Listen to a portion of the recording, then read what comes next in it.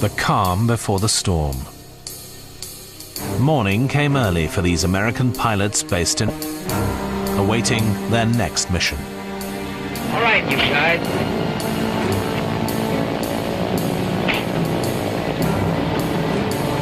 Breakfast at 3, briefing at 4.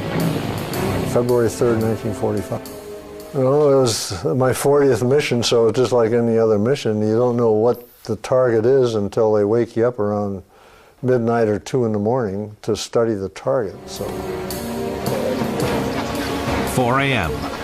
Just before takeoff, this is revealed. The target for the 8th American Air Force that day was Berlin.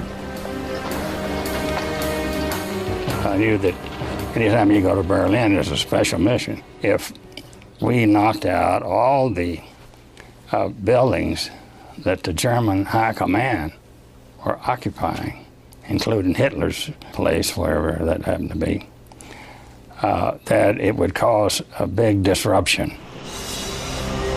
In some parts of the city, the target had already been reduced to rubble. Berliners coped as best they could in the ruins of their houses, in a constant state of emergency. Hardly a day or night went by without an air raid.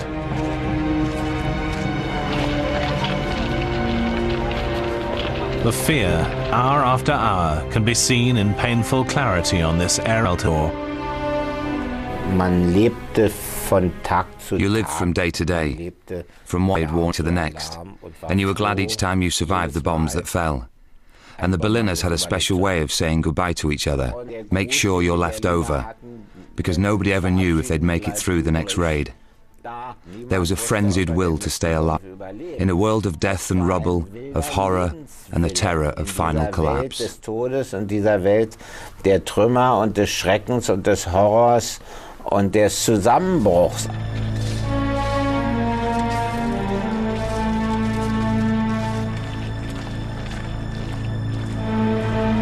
While Berlin was still recovering from the last attack, the US Air Force was preparing to strike the next blow.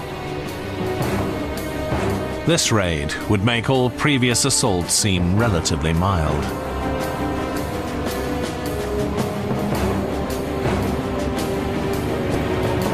And it would mark a fundamental change in American tactics.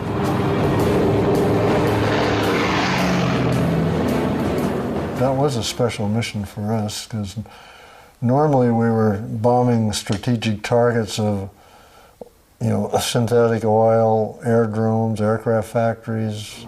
But this is the first time that we really were involved in bombing a city where all the key buildings were in the middle of town. That was a brand new experience for us. In the carpet bombing of German cities, the prelude to the Flight Offensive, almost 1,000 bombers took to the sky. The Americans flew in rigid formations, as if they were in a parade. And of course, for a 15-year-old boy who had been brought up in the Nazi regime and therefore naturally wanted a German victory, well, of course it made you doubt whether the German armed forces had any chance of dealing with the threat in view of the vast superiority of the enemy forces.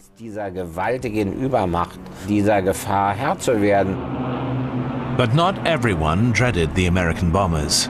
Sometimes they were seen from concentration camps. They flew over us in Sachsenhausen, and basically we were pleased. I can say that in all honesty. We were pleased that they came over and dropped their bombs, because we would say to each other, this means the war will be over all the sooner. 10:39. The air raid sirens sounded in Berlin. In the Air Defense Center, there was no longer any doubt. The capital was the target.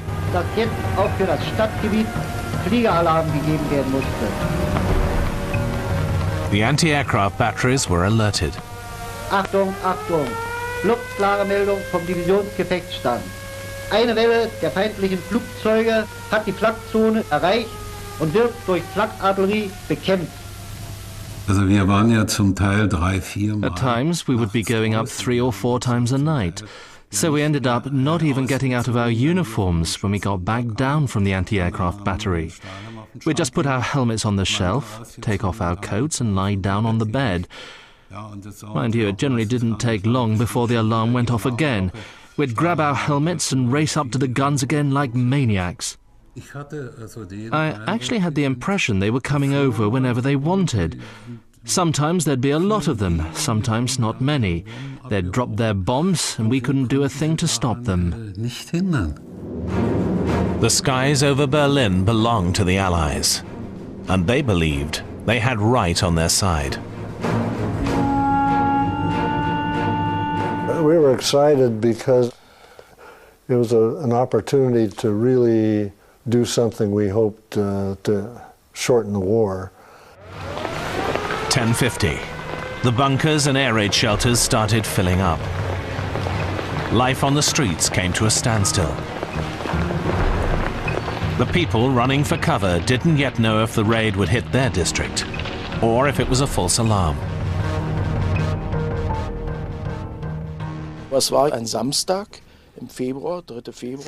It was a Saturday in February, the 3rd of February. The sun was shining, there wasn't a cloud in the sky. Ideal flying weather. At about 10 o'clock, the sirens went off. My mother took me down to the cellar, which was what we always did. Those air raids had simply become a fact of life. But of course, when they came, you still got very scared. 11:02. The first wave of bombers reached the target area. The distinctive circle of Belle Alliance Platz in the Kreuzberg district helped them get their bearings. Visibility was excellent. We had pictures of the city. We knew exactly where it was. With this lead crew squadron, they studied that stuff all the time, so we knew what Berlin like the back of your hand. 11:05. The first bombs were dropped. Try to keep your bombs as close to the target as possible. And in the case of Berlin, we knew there would be other damage because our bomb patterns were pretty big. It was pretty somber because we knew that we were bombing in the heart of the city. From so high above Berlin, it was impossible to judge the impact of this hail of bombs on the people on the ground. I had never thought a cellar could move up and down like a ship on the high seas. The floor was forced upwards and then down, and it ended up with all of us, my mother, all the adults, the children and the adolescents, everyone in the cellar, pressing ourselves against the cellar floor in absolute terror. Wir drückten uns in diesen Kellerboden hinein vor schrecklicher Angst. Even the strongest cellar became a death trap if fire and rubble blocked the only way out.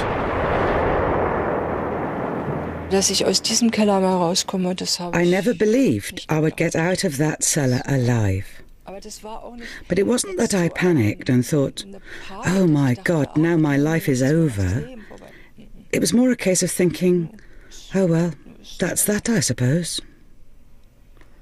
And while I was in a sort of daze, all of a sudden, there was this banging sound.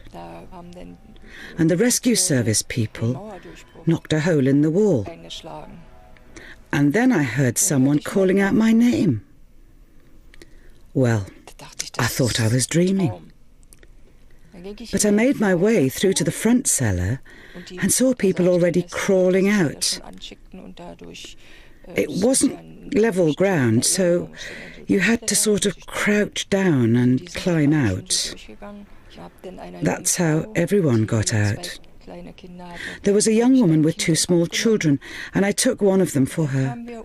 So we got back up to the surface thinking we'd been rescued, and we found ourselves surrounded by buildings that were all on fire. Incendiary bombs set fire to the part of Berlin where the government and administration buildings were situated.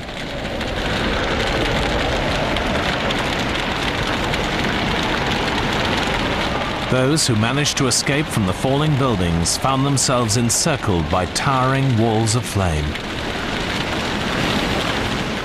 Well, afterwards we went out into the street, and it was only then that we realized what a disaster had happened to us. The sky wasn't blue anymore. The fires made it completely black. It was as dark as night. You couldn't see a thing. It was as dark as night.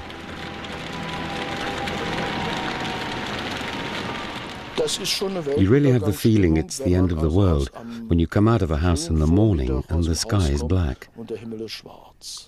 The sun had vanished, although it had been there just a couple of hours earlier. It really was like the end of the world, especially because you knew the future would be even worse. The raid lasted under an hour.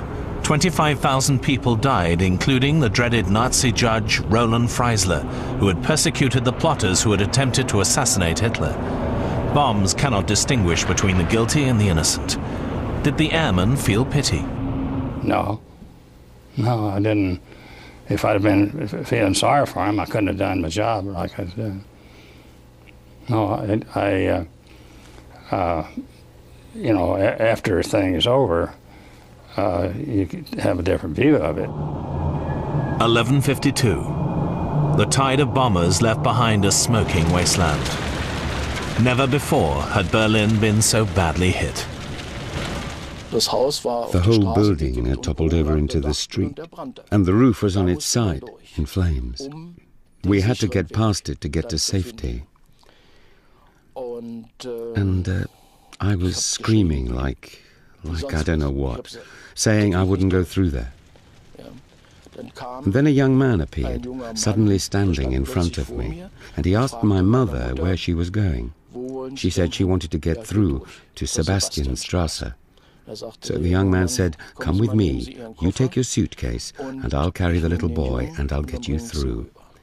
And he lifted me up into his arms and carried me through.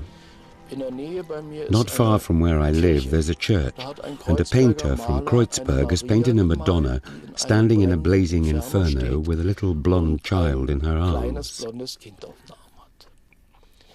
My Madonna was a man. An unsung hero in a world of devastation. A blanket of destruction covered the entire center of Berlin. The war reached a new level of suffering here.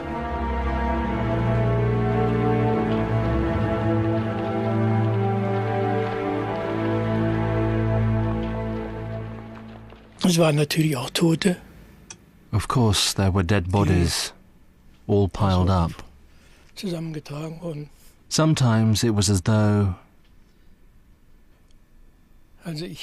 Sometimes I think, when I look back at that period, I just didn't have the time to weep.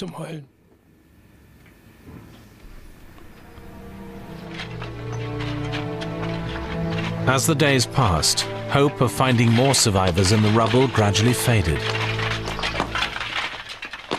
On the second day, my mother took me with her when she took my father a pot of coffee. He'd been working for 2 days without a break, without coming home. When we got there, he told us they'd been listening again that day, and they'd heard a very faint sort of whimpering sound. So they started digging again, trying to get closer. And it turned out there was a little girl about 3 or 4 years old, still alive in the cellar. She'd been trapped underneath a beam that had protected her in the end. She was lying there, crying with thirst and fear and whatever, and they got her out. She was the only one alive from 80 people down there. But in an attempt to save lives, the regime also endangered the very people it had already robbed of all human rights.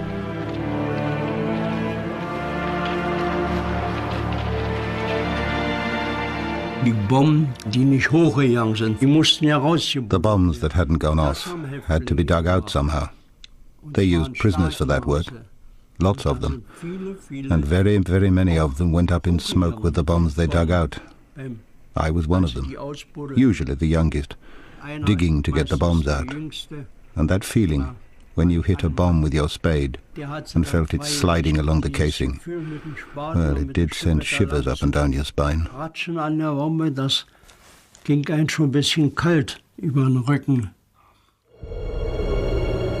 These are the pictures of a country that was, in many ways, already devastated. It was now just a matter of time before Hitler's war ended in defeat.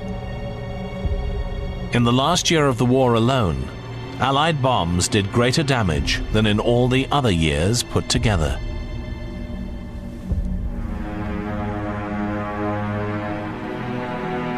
Entire cities were reduced to debris. Just before the end, even towns that had previously been spared, like Würzburg, became unrecognizable. Worst hit was Düren in Westphalia, which, after the raid, was almost completely obliterated. What was the thinking behind the Allied strategy of imposing such destruction? They thought that by hitting at the cities, they would discourage the Germans from the war and, of course, do damage to German morale and the ability and willingness to continue the war. But this was a miscalculation.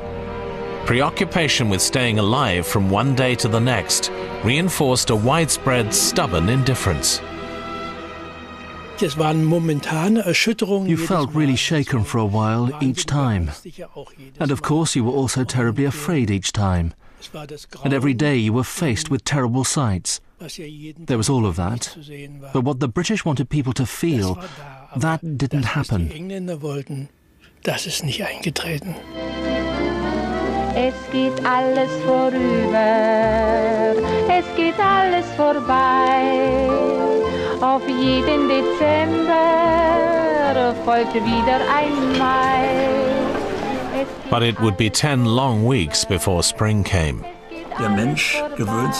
People get used to war faster than you might think. And then a very curious mood takes over, almost a kind of indifference. I never saw people screaming, I really didn't, even though the casualties were high, very high. It's a kind of, how shall I put this, a kind of euphoria that grips you when you know you survived. Thousands of air raid victims lost their homes, literally overnight. But the sense that everyone was suffering brought people closer together. It wasn't just us, you see. I mean, if it had been just our home that was bombed in the whole of Berlin, if we'd been the unlucky ones, then we'd have said, this is terrible, why us? But everyone was in the same boat, weren't they? The government knew exactly how to encourage this attitude. When you came up from the cellars, there would be a sort of a field kitchen there, serving pea soup. Nobody asked who you were, everyone got some. It was an excellent piece of organisation. It was during those times that a real feeling of national spirit developed, though the expression is awful. And people whose homes were still intact would take in families who had been made homeless, who were on the streets, just like that. Dr. Goebbels überreicht besonders bewährten Kämpfern gegen den verbrecherischen Bombenterror Auszeichnungen. The hour of the demagogue had arrived. Goebbels' propaganda machine did everything it could to transform bitterness into the will to fight on. So werden unsere Städte und Dörfer auch unter dem britisch-amerikanischen Bombenterror ungebeugt bleiben. Der Feind kann unsere Häuser in Schutt und Asche verwandeln. Die Herzen der Bevölkerung brennen dabei vor Hass, aber sie verbrennen nicht. Eines Tages kommt die Stunde der Vergeltung. The V-2 rockets were launched. These so-called miracle weapons were supposed to turn the tide of war. Antwerp, the chief port of Belgium. Following the withdrawal of the German forces of occupation, it became an important supply port for the Allies. By the spring of 1945, the city was a principal target for German missiles. You never knew when they would come, so we lived in constant fear. When we went to bed at night, we just hoped none of them would come over. Flying bombs and missiles were causing havoc at a time when there were no German bomber planes left. In Liège and Antwerp alone, the constant barrage claimed the lives of 6,500 people. There was no warning and no defense. It was impossible to predict where they would fall, and their impact was terrible.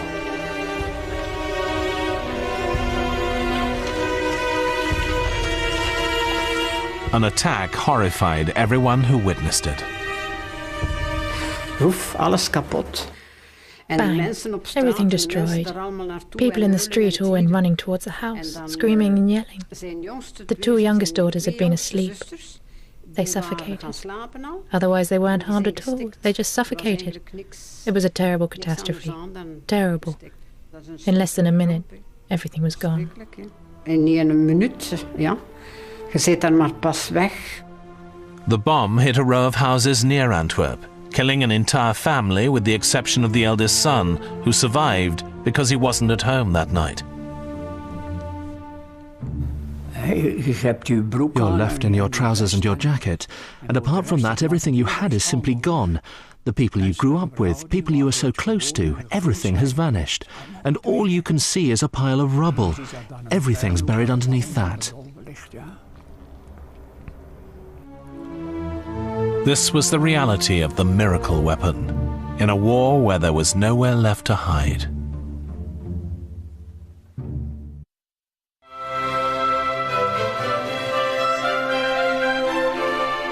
Dresden, the capital of Saxony on the River Elbe, was still largely intact at the beginning of 1945, even though the Allies had already crossed Germany's western border.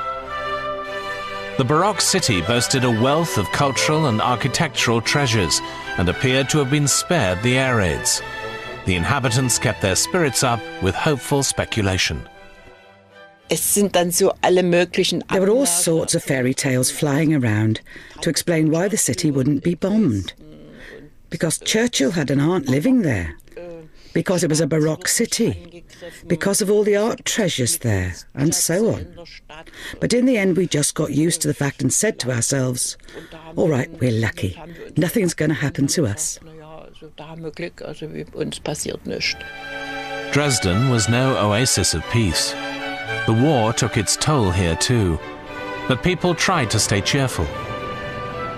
Even the Sarasani circus, which was based in the city, was still performing at the beginning of 1945.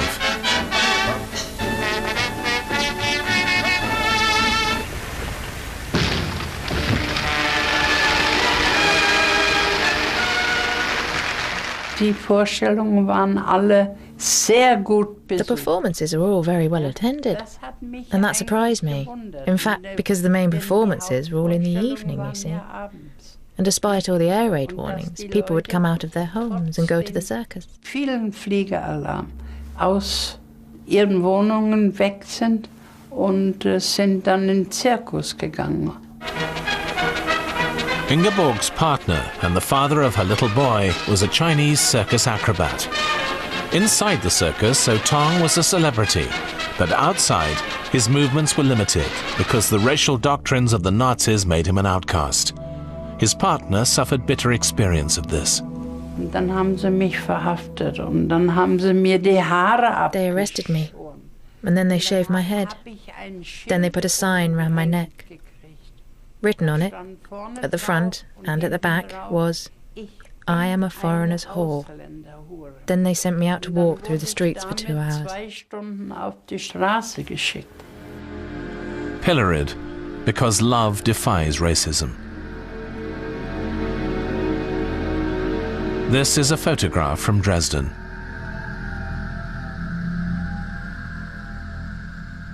What did I do wrong? I never harmed anyone. I never did anything to anyone. Bin niemandem etwas schuldig geblieben. And, as in the other cities of Hitler's Germany, behind the glittering facade of Dresden, there was contempt for human life and systematic terror. Dresden's Jews had already been marched off to the death camps. Early in 1945, the noose began to tighten for those of the city's inhabitants who had one Jewish parent. Als ich den Bescheid bekam, dass ich am 15. Februar... When I received notification that I had to report to an office on 15th of February, I thought to myself, oh well, you'll just have to go, like your sister. But I didn't realize that this was the beginning of rounding up the half-Jews, so they could be taken away, to be destroyed. There was the threat of transportation, and transportation meant death. Zur Vernichtung transportiert zu werden. Es wurde der Abtransport und Abtransport hieß eben Tod. For most Dresdeners, this threat was an abstract concept. The local Nazi party leaders did all they could to promote a false sense of security. Hardly any measures had to protect the population of the city in the event of an air raid. There were no bomb-proof shelters, except for Herr Mutschmann, the Gauleiter of Dresden. In the cellar of his official residence, Hitler's governor of Dresden had installed a bomb-proof bunker, the only one in the city.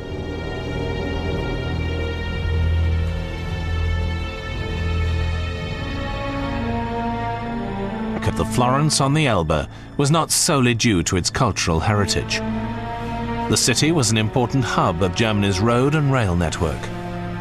It was also a garrison city, and every day many soldiers passed through.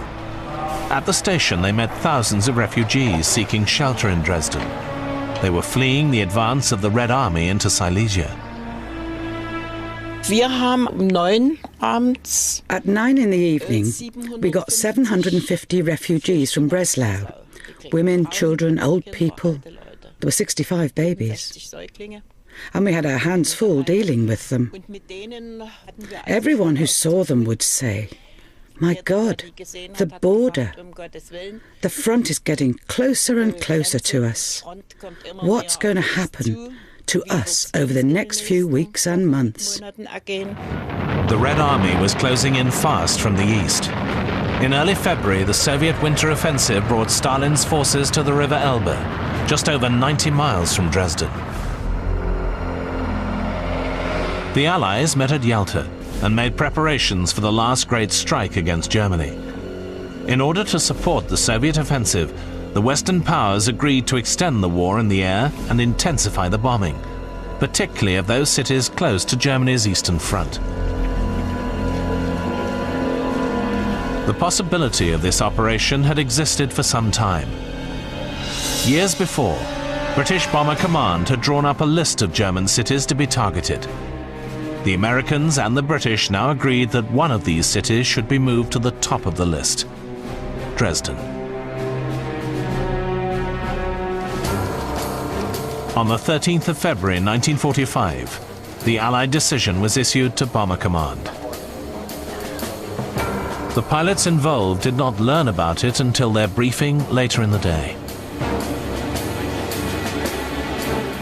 And then when you saw your name on the operations board and your stomach, your heart drops into your boots, and then you think, well, we've been lucky before, perhaps we'll be lucky again. And Dresden was my 31st operation. It was just before takeoff that many pilots heard the word Dresden, the identity of their target, for the first time. They were also told the justification for the attack. The intelligence officer said that the great amounts of armaments were moving up through Dresden up to face the Russian front, because they knew that the spring offensive would soon be launched. And he told us, we don't know a great deal of what else is in Dresden, but the Germans consider it a safe city. And there is a lot of the administration has been moved to Dresden. The crews took to the air thinking they were about to attack a target of strategic importance. In the city, no one had any idea of the approaching danger. And the 13th of February was Carnival Tuesday, an opportunity for a little fun amid the daily grind of war.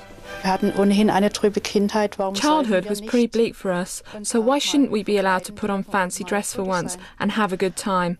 I can remember how we celebrated Carnival, my friends and I. We went out in the streets.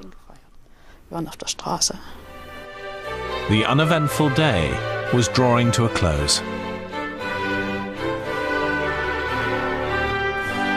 In the city centre, Ingeborg Tung said goodbye to her partner. That night, he had to go out.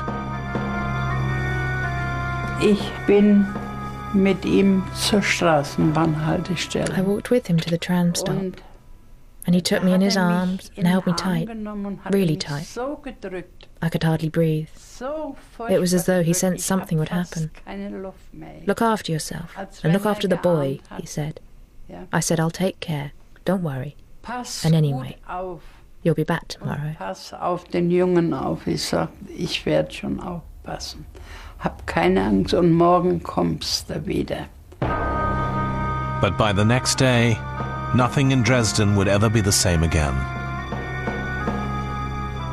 Just after 10 o'clock that evening, the radio announced formation of enemy bombers approaching the city. For the crews of the Lancaster bombers of the first wave, who had completed a 9-hour flight without incident, this was the decisive moment. We're approaching Dresden, and about 10 miles beforehand, the cloud broke. And we went out of cloud and water relief because we were exactly in the position on time. They dropped their bombs exactly as planned. It didn't take long before you could hear the bombs dropping, and that's a sound you never forget. It sounded as though potatoes were being dropped out of a bag, or coal or something, but it went on without a break, absolutely without a break. Wurden Kartoffeln ausgeschüttet oder Kohlen oder so, ununterbrochen, aber ununterbrochen. Was ich heute noch irgendwie The thing I can hardly believe now, looking back, is that we made fun of other people. The bombs were falling, and the ones who were moaning loudest, whimpering and praying and so on, were the Nazis. And of course, they weren't very friendly to us. They were the ones who moaned loudest. But later, when it got really critical, we stopped talking too. Aber dann, wo es kritisch wurde, haben wir auch nicht mehr gesagt.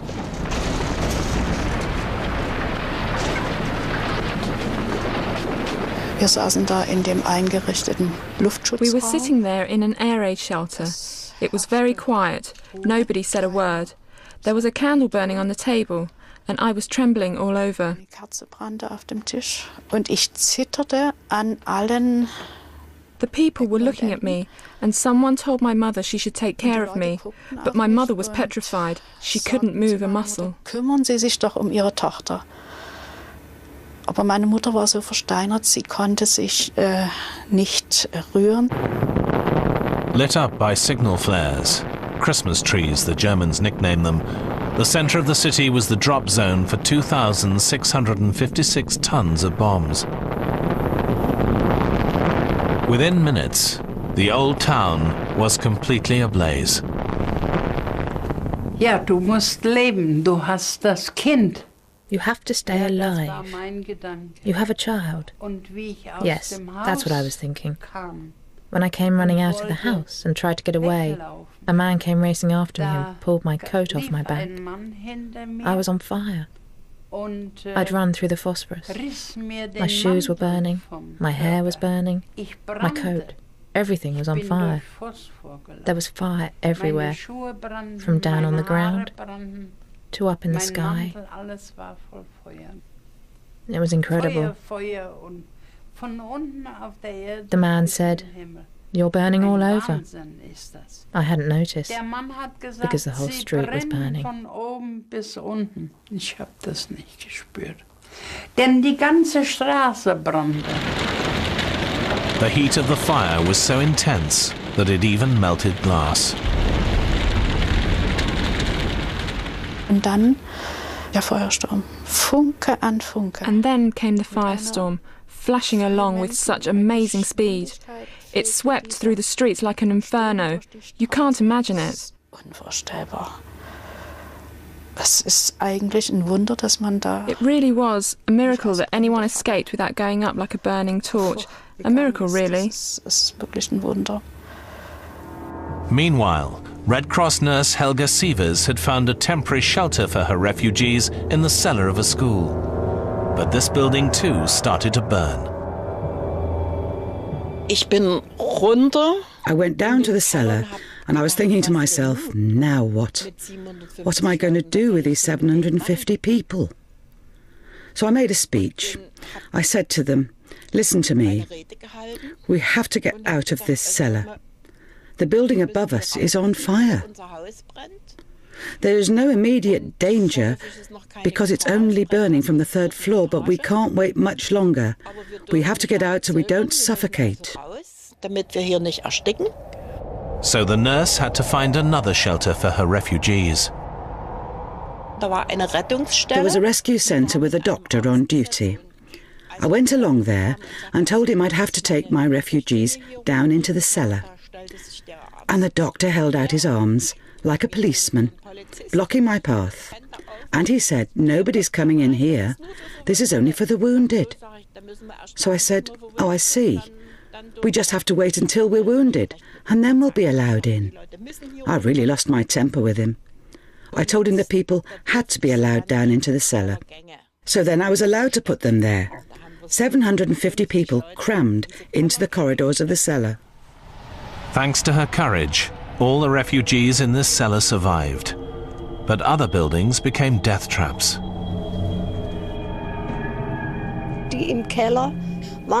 Some of the people in the cellar had been burned to death, or they'd suffocated. The bodies had been brought out. And I saw one thing at the side of the road I've never been able to get out of my mind. There was a woman standing there with a pram, and a baby in the pram. And they were both dead. They'd suffocated. But the woman was still standing there, as if she was waiting to push her pram across the street. I couldn't go any further. I couldn't stand it. After that night, death was everywhere, in many different guises.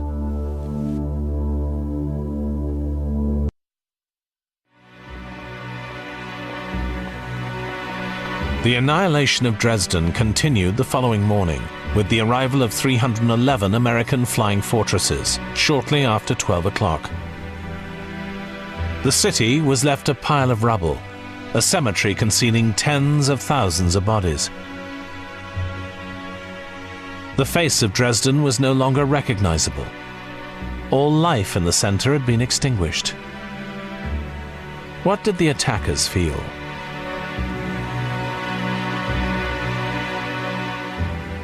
I couldn't spare any regrets for Dresden or any other German target. The whole war was one big regret, wasn't it? It's unfortunate, but it happened. If the Germans had been able to get here and take us over, what would have been the lives of the people over here then? Would we have been in concentration camps? Would we be an under nation? Would the Germans be the master race? These were uppermost in my mind when thinking about it. And yet, the sheer extent of the devastation caused even Allied politicians to suffer doubt.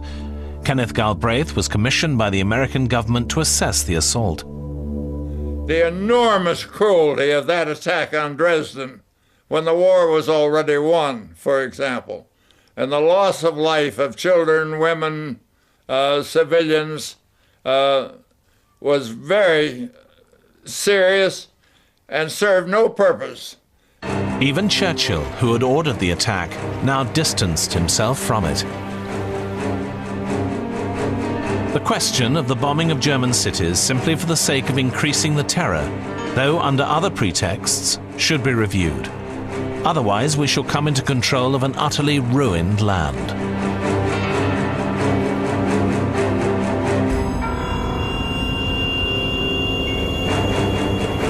The British Prime Minister's insight came too late for the city on the Elbe.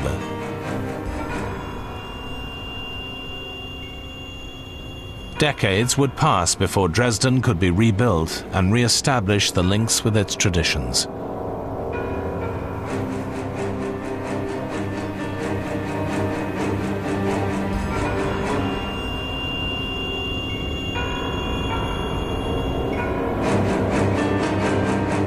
And yet, for some people, the destruction of Dresden was their salvation.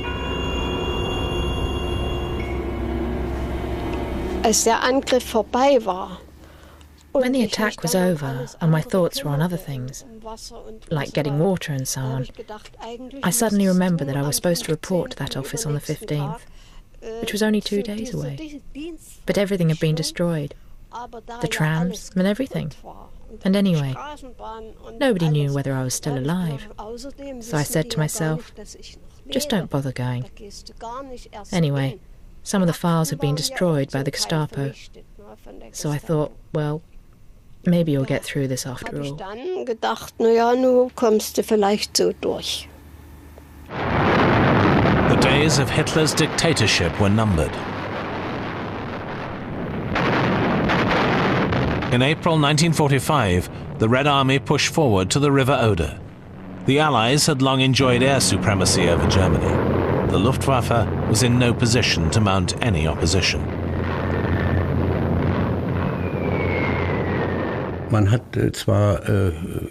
Naturally, we realized things were no longer the way they had been at the start, when one success followed another.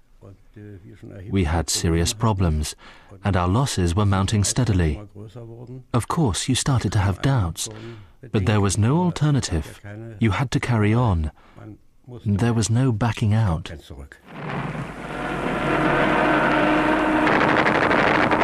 In the air, it was open season for long-range Allied aircraft hunting German fighters, if they got off the ground at all. One time, our squadron was attacked on the ground here in Brockheide by Mustangs taken by surprise. By a miracle, we didn't lose any personnel. There we were, waiting on standby, and when the Mustangs saw a whole squadron lined up on the tarmac, they just turned the place into a fireworks display. That day, about 50 of our fighters were destroyed. The Luftwaffe were not the only victims of Allied air superiority. Low-flying planes strafed everything that moved. We were always trying to shoot up railroads. Well, we just didn't want them to move. In the same way with convoys of trucks. They just wanted to stop everything that moved. Every journey, every movement meant danger, even for civilians. You jumped down from the vehicle where you were sitting and tried to take cover in a ditch, behind a tree, anywhere you could find, even just behind bushes. You did your best to keep out of sight and range of the low-flying planes, but one time they'd come from behind, the next from ahead. It was unpredictable and really terrible. This is the end of a journey through the ruined country.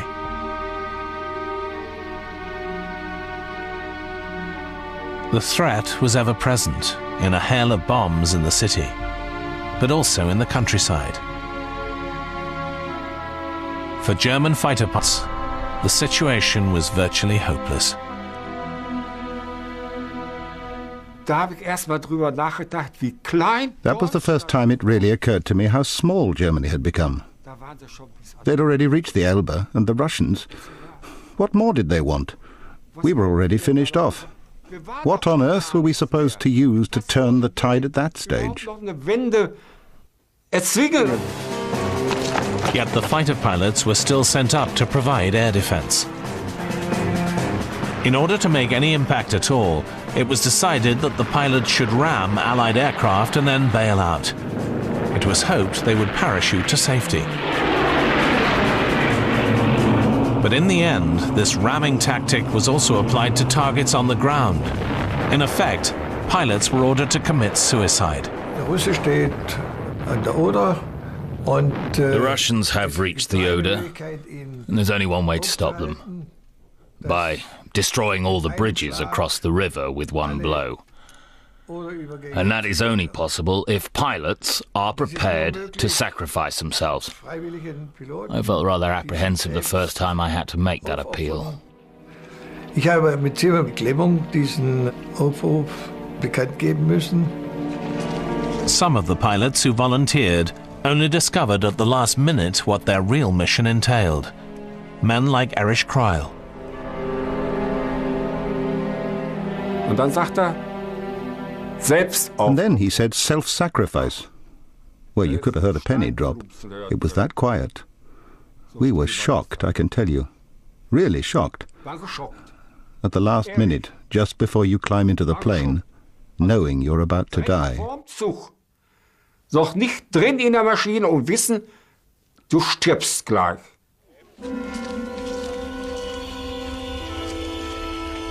Then each of them had to write a farewell letter, write out his will and pack his things. All the possessions he had with him, and a hand in his kit bag, which would later be sent off to his relatives. There was just enough time to write a last letter to their families.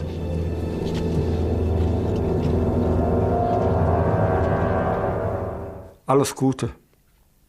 I wrote, all the best, keep your spirits up, a few lines. I don't remember what exactly. I was in a state of shock myself. What are you going to do now?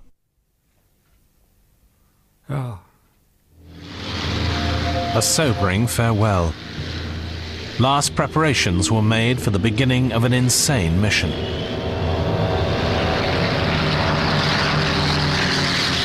I didn't really start to think straight till I was up in the air. When I was by myself, I kept on thinking, this is madness. For a bridge? For a bomb on a bridge, you're supposed to sacrifice your own life? Suicide missions against temporary bridges that the Soviet troops could rebuild within hours. This was one of the worst manifestations of madness in the final days of the war. Well, it was getting closer and closer.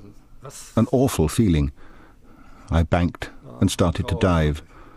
And as I was diving, I was thinking to myself, no, you're going to pull up, no matter what happens. You're not going to dive straight into it. I dropped the bomb, pulled out of the dive and headed west. I was telling myself, no, you're going home. Du fliegst nach Hause. Erich Kreil owes his life to his spontaneous refusal to obey orders. The vast majority of the pilots who took off that day, about 36 of them, did not return.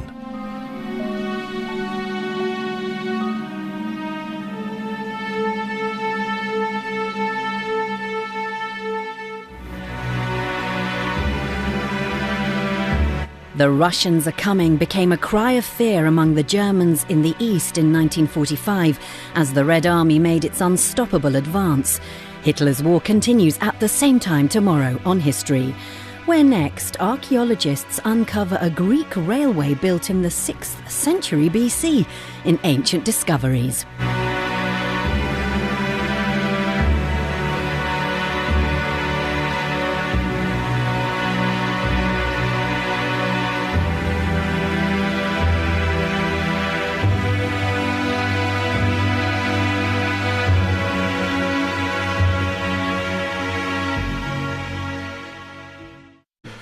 Sometimes there'd be a lot of them, sometimes not many. They'd drop their bombs and we couldn't do a thing to stop them. The skies over Berlin belonged to the Allies, and they believed they had right on their side. We were excited because it was an opportunity to really do something we hoped to shorten the war. 10:50. The bunkers and air raid shelters started filling up. Life on the streets came to a standstill. The people running for cover didn't yet know if the raid would hit their district, or if it was a false alarm. Es war ein Samstag. It was a Saturday in February, the 3rd of February. The sun was shining, there wasn't a cloud in the sky. Ideal flying weather. At about 10 o'clock, the sirens went off. My mother took me down to the cellar, which was what we always did. Those air raids had simply become a fact of life. But of course, when they came, you still got very scared. 11:02. The first wave of bombers reached the target area. The distinctive circle of... But not everyone dreaded the American bombers. Sometimes they were seen from concentration camps. They flew over us in Sachsenhausen, and basically we were pleased. I can say that in all honesty. We were pleased that they came over and dropped their bombs, because we would say to each other, this means the war will be over all the sooner. 10:39. The air raid sirens sounded in Berlin. In the air defense center, there was no longer any doubt. The capital was the target.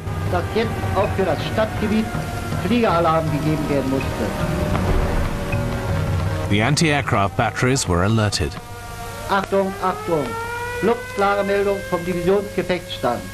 Eine Welle der feindlichen Flugzeuge hat die Flakzone erreicht und wird durch Flakartillerie bekämpft. At times, we would be going up 3 or 4 times a night. So we ended up not even getting out of our uniforms when we got back down from the anti-aircraft battery. We'd just put our helmets on the shelf, take off our coats and lie down on the bed. Mind you, it generally didn't take long before the alarm went off again. We'd grab our helmets and race up to the guns again like maniacs. I actually had the impression they were coming over whenever they wanted.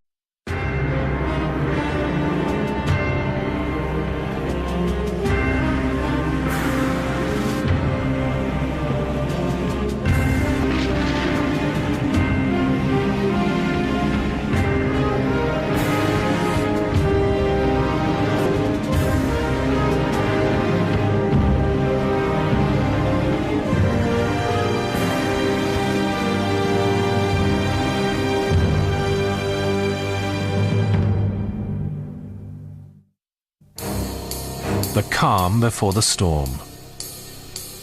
Morning came early for these American pilots based in... awaiting their next mission. All right, you guys.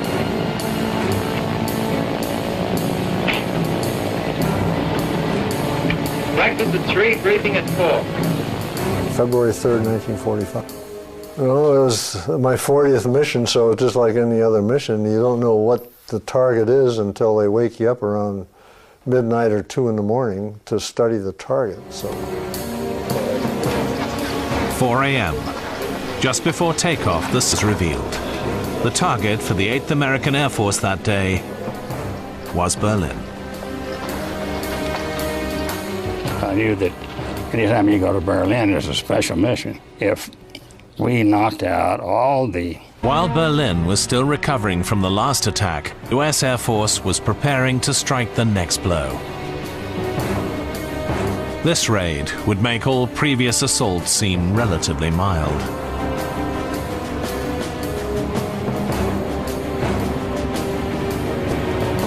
And it would mark a fundamental change in American tactics.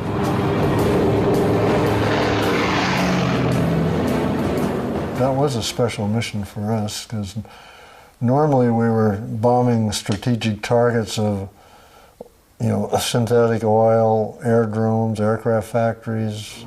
But this is the first time that we really were involved in bombing a city where all the key buildings were in the middle of town. That was a brand new experience for us.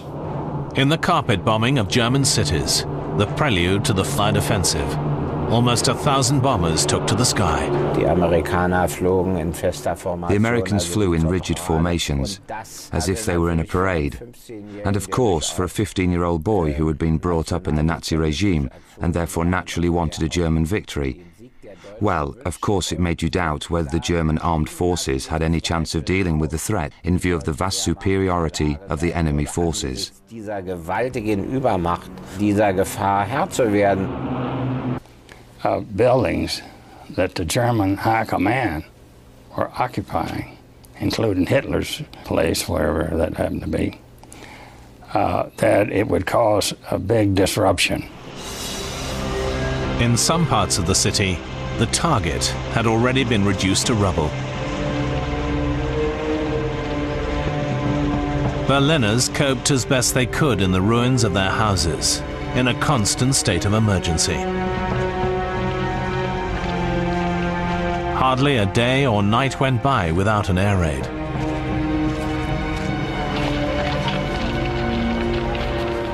The fear, hour after hour, can be seen in painful clarity on this air tour.